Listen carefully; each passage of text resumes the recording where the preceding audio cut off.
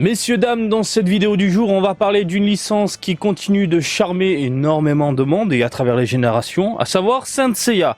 Avant toute chose, je tiens à vous remercier, absolument tous. Ma vidéo cartonne concernant le sanctuaire dans le sous-sol d'Akihabara, ta machination, et elle vous plaît. Franchement, les retours sont plus que positifs, vraiment.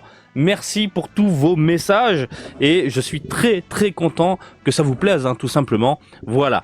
Donc, on va revenir sur cet Ichiban Kuji qui a été annoncé il y a quelques semaines maintenant, oui, je crois, semaine, jour, bon bref. Pas très longtemps.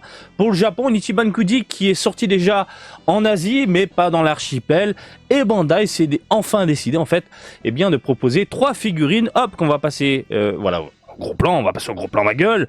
Donc, figurines qu'on a déjà décortiquées ensemble. Voilà, tout simplement, donc du lot A de ce côté-là, avec du Saga. Du lot B avec du Pegasus, Seiya. Et du lot C avec Phoenix Ikki.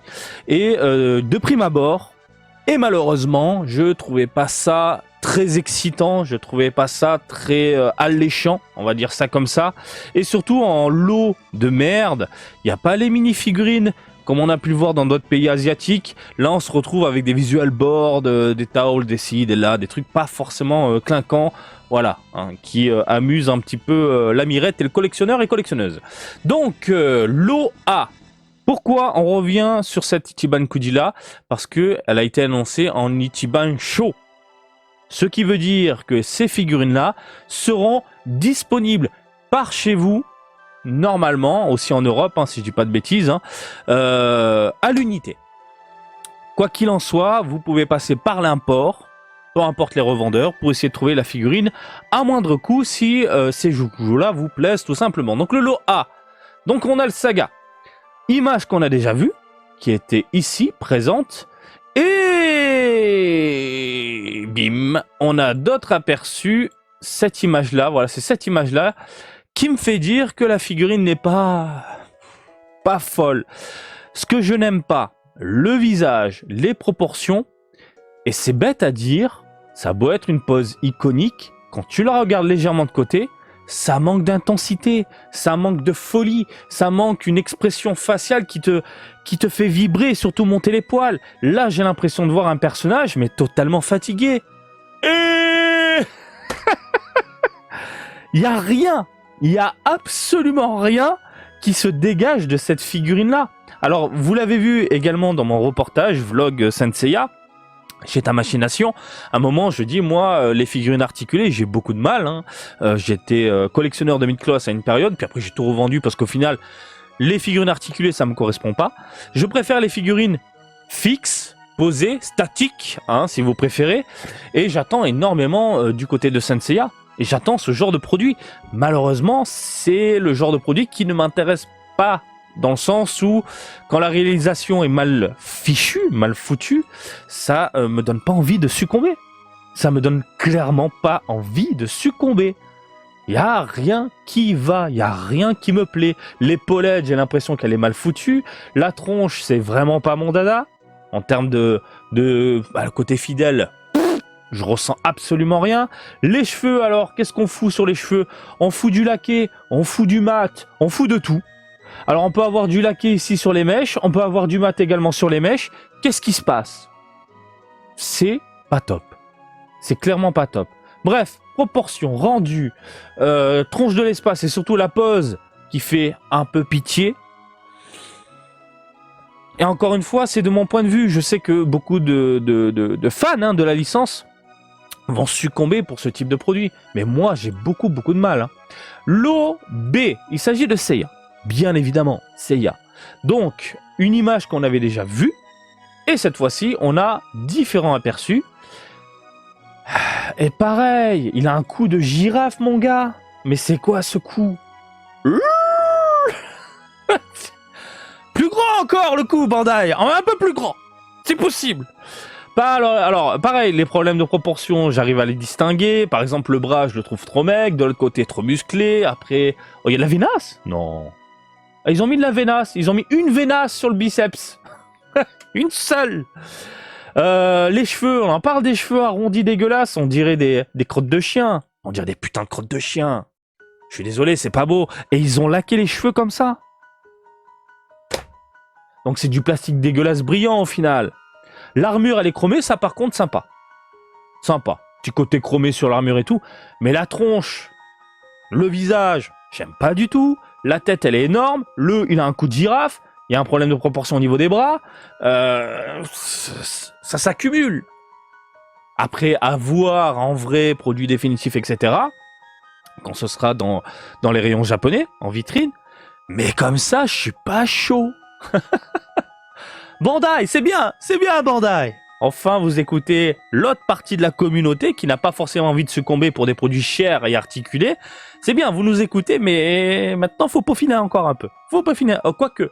On va faire un point sur notre figurine très brièvement après, qui me donne envie et que je vais craquer, je vous le dis. Mais là, comme ça, voilà, le lobé de Seiya. Iki, le petit Kiki. Alors, Iki, c'est la figurine où je me disais peut-être que, oui, il y a quelque chose à en tirer. On a vu cette image-là, du coup, on peut le voir sous différents angles. Et pareil, j'ai l'impression qu'il y a des problèmes de proportion. Voilà, c'est pas excitant. Alors, on se retrouve avec les mêmes défauts au niveau des cheveux. Donc, ce côté ultra laqué, hop, on le voit bien là. Et légèrement arrondi au niveau des pointes, que je n'aime pas. Le côté chromé, par contre, je valide à 400%, que ce soit sur l'armure, voilà. Là, on a un petit côté chromé doré plutôt sympathique, voilà. On a du laqué, j'ai l'impression également, sur certaines parties de l'armure. C'est plutôt plaisant à la mirette. Petite jointure sur le casque. Bon, je pense qu'elle sera légère. Si le produit définitif, on se retrouve avec un trait noir dégueulasse, je pense que quand même, on aura un produit léger et bien réalisé. Mais pareil, voilà, le visage ne me plaît pas, alors que là, légèrement caché dans la pénombre de son armure au coin du menton, ça donnait un petit peu envie, on est d'accord. Et là, la réalité me fait dire que non, je vais pas craquer. Je vais pas craquer. Donc que ce soit du Saga, du Pegasus, du Phoenix. Bah écoutez, moi je pense passer mon chemin. J'attends de voir les produits définitifs, encore une fois en rayon. Mais là, comme ça, je suis pas du tout emballé. Je sais que beaucoup vont craquer, hein. Par contre, évidemment, parce que ça fait tellement longtemps qu'on attend de grandes figurines de Senseiya, figées, non articulées, voilà. Donc pour ceux que ça intéresse, alors j'ai vu ça sur Big Bad Toy Store. Hein, c'est eux qui à chaque fois partagent énormément de choses concernant les Ichiban Show.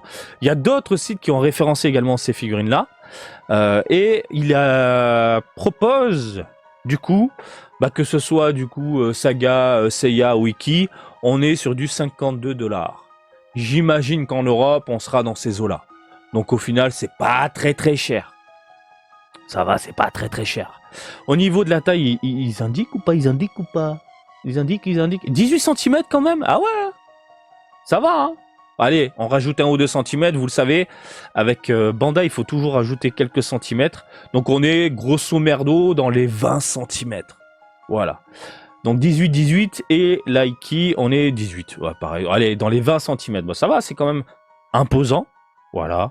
Donc c'est vraiment le genre de produit que je veux voir en rayon. Bandai, encore une fois, merci de nous écouter. Mais, pour les pointilleux un peu comme moi, si vous pouviez peaufiner un petit peu tout ça, ce serait bien. Surtout au niveau des cheveux, le laqué, le mat, le machin sur Saga, on comprend pas. Les crottes de chien sur la nuque de Seiya, c'est pas terrible. Bon bref, tu m'as compris.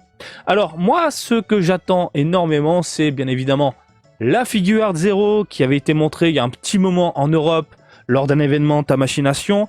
Elle a été dévoilée également au public japonais au Tamashination 2023 à Akihabara. J'ai filmé tout ça et je ne vous ai pas encore diffusé la vidéo. Cependant, je vais vous donner un petit avant-goût de ce que j'ai pu capturer. Voilà, ça c'est le genre de produit qui me botte totalement. Mais alors, totalement. En plus, on n'a pas encore les tarifs, mais je pense que ça va pas être exagéré.